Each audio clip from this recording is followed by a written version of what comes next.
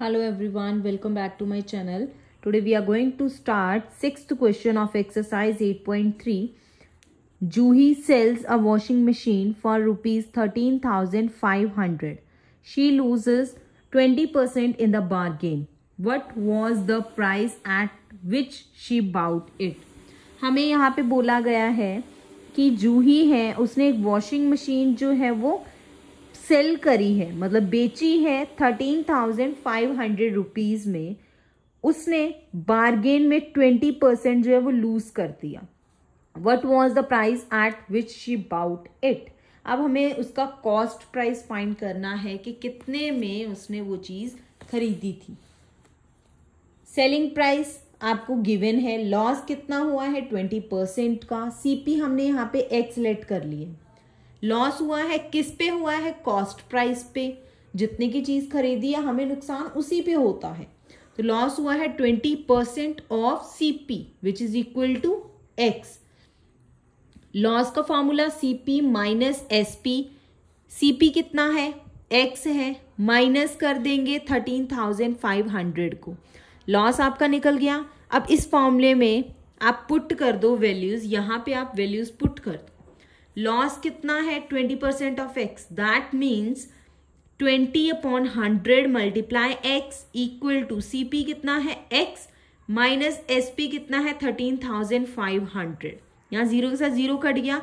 2/10 साथ में x multiply हो रहा है तो हमने लिख दिया 2x/10 minus x equal to minus.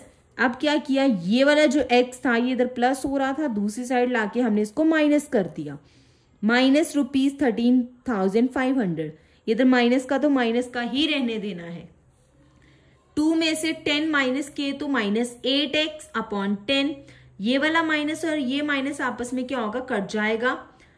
अब देखिए x यहां 8 मल्टीप्लाई हो रहा है तो x इक्वल टू 13,500 मल्टीप्लाई 10. वो यहां मल्टीप्लाई कर दिया है अपॉन 8. 8 मल्टीप्लाई हो रहा है, दूसरी साइड जाके डिवाइड हो जाएगा. डिवाइड करेंगे तो आपके पास x की वैल्यू आ जाएगी रुपीज 16,875. दैट मीन्स उसने जो वॉशिंग मशीन थी वो कितने में बाय करी? 16,875. और उसने उसको बेचा कितने में? 13,500 में. दैट मीन्स उसको यहाँ पे लॉस हुआ है कितने का? 20% का. Next 7th question. Anita takes a loan of rupees 5,000 at 15% per year as rate of interest. Anita है, उसने लोन लिया है 5,000 रुपीज का एट 15% पर year as rate of interest. Rate of interest भी आपको दे रखा है और यहाँ पे ये बताया गया है कि अनीता ने 5,000 का लोन जो है वो लिया है. Next, find the interest she has to pay at the end of 1 year. 1 year के बाद उसने कितना इंटरेस्ट जो है वो पे किया है, ये आपको यहाँ पे बताना है. दैट मीन्स हमने सिंपल इंटरेस्ट फाइंड करना है. फॉर्मूला आपको इसका फॉर्मूला भी लर्न करना पड़ेगा. प्रिंसिपल आपको गिवन है. प्रिंसिपल होती है वो अमाउंट जो हम बोरो करते हैं, किसी से उधार लेते हैं, चाहे वो बैंक से लिया चाहे किसी पर्सन से. उस चीज को, उस अमाउंट को हम बोलते हैं प्रिंसिपल. रेट होता है कि जितनी अमाउंट हमने ली है उस पर हम ब्याज कितना दे रहे हैं, और वो जो अमाउंट हमने बोरो करी है वो कितने ईयर के लिए है, कितने टाइम पीरियड के लिए है, वो टाइम होता है. तो ये सब हमें गिवन है. सिंपल इंटरेस्ट का फॉर्मूला लगेगा क्योंकि वहां उसने बोला इंटरेस्ट फाइंड करिए. P into R into T upon 100. Principal multiply rate multiply time upon 100. Principal आपको गिवन है 5,000. रेट आपको दे रखा 15%. टाइम दे रखा है 1/100. अब यहाँ पे रेट है तो रेट ऑलरेडी परसेंट में ही गिवन होता है, उसको यहाँ पे अपॉन 100 करने की जरूरत नहीं है. ये 2 जीरो के साथ 2 जीरो कट जाएंगे. 50 को 15 के साथ मल्टीप्लाई करेंगे तो आपका सिंपल इंटरेस्ट आ जाएगा 750 रुपीज के. इतना इंटरेस्ट जो है उसने पे करा. 8th question. Find the amount to be paid at the end of 3 years in each case. Okay 3 साल के बाद इतनी अगर प्रिंसिपल अमाउंट है तो इतना उस पर रेट ऑफ इंटरेस्ट जा रहा है, कितनी अमाउंट पे करनी पड़ेगी आफ्टर 3 ईयर्स। सेकेंड में 7500 प्रिंसिपल है और रेट ऑफ इंटरेस्ट है 5%। दोनों का अलग अलग करके फाइंड करना है। आपको प्रिंसिपल दे रखा है फर्स्ट में 1200, रेट है 12%, टाइम है 3 ईयर्स। सिंपल इंटरेस्ट का पहले फॉर्मूला लगाएंगे। यहाँ पे हमें इंटरेस्ट नहीं पूछा, हमें पूछा गया है कि अमाउंट कितना पे करना पड़ेगा।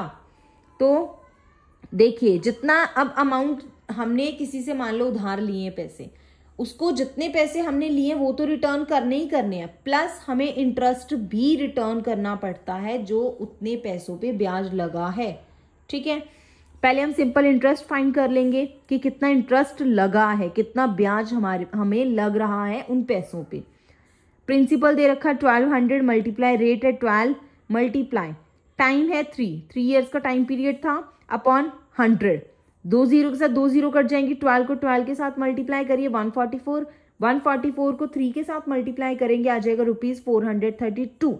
दैट मीन्स इतना इंटरेस्ट हमें और पे करना पड़ेगा। तो प्रिंसिपल उधार कितना लिया था हमने 1200 प्लस कर दो उसमें इंटरेस्ट जो एक्स्ट्रा देना पड़ रहा है, तो टोटल अमाउंट हमें कितनी पे करनी पड़ेगी आफ्टर 3 ईयर्स 1632। अब हमें यहाँ पे पूछा गया है कि अमाउंट बताइए। अमाउंट का फॉर्मूला होता है principal plus simple interest. Second part में भी आपको प्रिंसिपल ₹7500 दे रखा है, रेट 5% है, टाइम 3 ईयर्स का है। सिंपल इंटरेस्ट निकालेंगे पहले फॉर्मूला लगा के P into R into T upon 100। 7500 multiply 5 into 3, 100 के साथ 2 जीरो ऊपर वाली कट जाएंगी, 75 को 5 के साथ फिर 3 के साथ मल्टीप्लाई करेंगे तो सिंपल इंटरेस्ट आ जाएगा 1125 रुपीज। अमाउंट निकालना है तो principal plus simple interest. Amount principal कितना था 7500, उसके ऊपर ब्याज कितना दिया हमने एक्स्ट्रा 1125 रुपीज। दोनों को जब ऐड करेंगे तो आंसर आ जाएगा 8625 rupees. 9th, find the time when simple interest on 2500 rupees at 6% per annum is ₹450। अब यहाँ पे सिंपल इंटरेस्ट भी आपको दे रखा है जो ये है, प्रिंसिपल भी दे रखा है, रेट ऑफ इंटरेस्ट भी दे रखा है। हमें फाइंड करना है टाइम। टाइम हमें फाइंड करना है यहाँ पे। तो देखिए, सिंपल इंटरेस्ट है ₹450, प्रिंसिपल है ₹2500, रेट है 6%, टाइम निकालना है। सिंपल इंटरेस्ट का फॉर्मूला लगाएंगे P into R into T। Principal 2500 value put कर दो, सिंपल इंटरेस्ट भी 450 दे रखा, वो भी वैल्यू पुट कर दी। R हमने 6 रख लिया। टाइम जो है वो हमने निकालना है, उसको T ही रहने दो। 100 यहाँ पे डिवाइड है, इधर जाके मल्टीप्लाई हो जाएगा। ये चीजें ऊपर मल्टीप्लाई है, नीचे आके डिवाइड हो जाएंगी। तो हमने यहाँ पे क्या किया, देखो 450 के साथ 100 को मल्टीप्लाई कर दिया। ये जो चीजें ऊपर है ये नीचे आ जाएंगी, वही चीज हमने यहाँ पे करी है। क्रॉस मल्टीप्लाई करके इसको जितना कटता है, जहां तक कटता है काट के हर एक टेबल के साथ चेक करके हमारा लास्ट में बच जाएगा 3। तो टाइम कितना निकल जाएगा 3 years. Next, find the rate of interest when simple interest on ₹1560 in 3 years is 585 rupees. यहाँ पे आपको टाइम दे रखा है, प्रिंसिपल दे रखा है, सिंपल इंटरेस्ट दे रखा है, रेट ऑफ इंटरेस्ट मतलब आर फाइंड करने के लिए बोला गया है। तो आर कैसे फाइंड करेंगे, सेम फॉर्मूला लग जाएगा आपके पास। पी प्रिंसिपल है, सिंपल इंटरेस्ट भी गिवन है, टाइम भी दे रखा है, आर निकालना है। सिंपल इंटरेस्ट का सेम फॉर्मूला लगाएंगे P into R into T upon 100। Simple यहाँ मैंने पहले ही सॉल्व कर लिया, 100 को इधर मल्टीप्लाई कर दिया, P और T को इधर ले आए। R हमने फाइंड करना, उसको उसी साइड रहने दिया। R equal to simple interest की वैल्यू 585 मल्टीप्लाई बाय 100, P की वैल्यू आपके पास 1560 एंड T की वैल्यू 3। सॉल्व कर लिया तो हमारे पास रेट ऑफ इंटरेस्ट आ जाएगा 2.5%। Next 11th, if Nakul gives an interest of ₹45 for 1 year at 9% rate पर annum, what is the sum he borrowed. अब यहाँ पे आपको प्रिंसिपल निकालना है, रेट दे रखा है, टाइम भी आपको दे रखा है 1 ईयर, और इंटरेस्ट भी दे रखा है। सेम फॉर्मूला, सिंपल इंटरेस्ट 45 है, टाइम 1 ईयर का है, रेट 9% और पी हमें यहाँ पे फाइंड करना है। सिंपल इंटरेस्ट का सेम फॉर्मूला लगाएंगे, P into R into T upon 100। Simple interest की वैल्यू रख दो, पी हमने फाइंड करना, उसको पी ही रहने दो, आर 9 रख दो, टी 1 अपॉन 100।